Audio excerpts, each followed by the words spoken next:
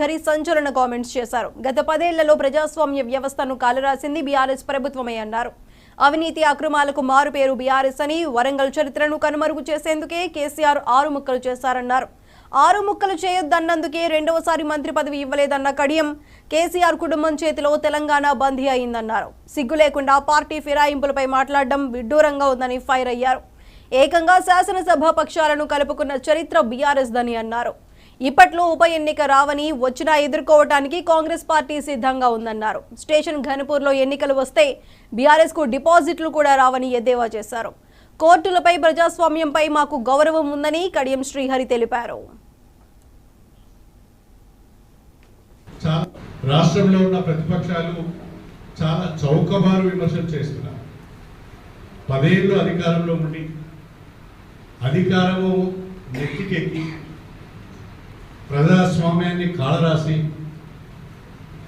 ప్రజాస్వామ్య వ్యవస్థలను, రాజ్యాంగ వ్యవస్థలన్నింటినీ కూడా సర్వనాశనం చేసి ఇవాళ తగుదునమ్మా అని చెప్పి నీతులు చెప్పే ప్రయత్నం చేస్తున్నారు. అవినీతికి, అక్రమాలకు మారు పేరు బీఆర్ఎస్ పార్టీ, గత ప్రభుత్వం. ఉమ్మడి వరంగల్ జిల్లాను 6 ముక్కలు చేయొద్దు, ఈ జిల్లాకున్న చరిత్రను నాశనం చేయొద్దు అని మొత్తుకున్నా వినలేదు. ఆ విషయంలో నేను గట్టిగా ఎదురు తిరిగాను కాబట్టి రెండవసారి నాకు మంత్రి పదవి రాలేదు. ఆయన నేనేమీ బాధపడలేదు. కానీ ఇవాళ వరంగల్ జిల్లా 6 ముక్కలే.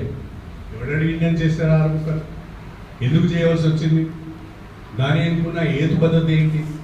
దాని అనుకున్న రీజనింగ్ ఏంటి? అంటే వరంగల్ జిల్లాకున్న గొప్పతనాన్ని, వరంగల్ జిల్లాకున్న చరిత్రను నాశనం చేయాలనే కేసీఆర్ ఆ ప్రయత్నం చేశారు. ఈరోజు ప్రజలందరూ కూడా ఈ 6 జిల్లాలు ఎందుకైనా ఏ జిల్లా అని చెప్పుకోవాలి అర్థం కావడం అనే పరిస్థితిలో ప్రజలు ఉన్నారు. ఈ రకంగా తనకి ఇష్టం వచ్చిన రీతిగా ఒక నిరంకుశ నియంతృత్వ పాలనను తెలంగాణలో తీసుకువచ్చి ప్రజాస్వామ్యవాదుల నూళ్ళను నొక్కి ఇష్టారీతిన దోపిడీ చేశారు. మొత్తం కుటుంబం దోపిడీకి ఎగబడ్డది. కుటుంబం చేతిలో తెలంగాణ బందీ అయిపోయింది. ఇవాళ హైదరాబాద్లో 1000 ఎకరాల భూములు, కొన్ని కోట్ల రూపాయల విలువైన బిల్డింగ్స్ ఎక్కడి నుంచి వచ్చాయో తెలంగాణ ప్రజలకు సమాధానం చెప్పవలసిన అవసరం ఉంది. వాళ్ళు ఇప్పుడు 9 నెలలు కూడా పూర్తిగా కాంగ్రెస్ ప్రభుత్వం పైన విమర్శలు చేస్తున్నారు.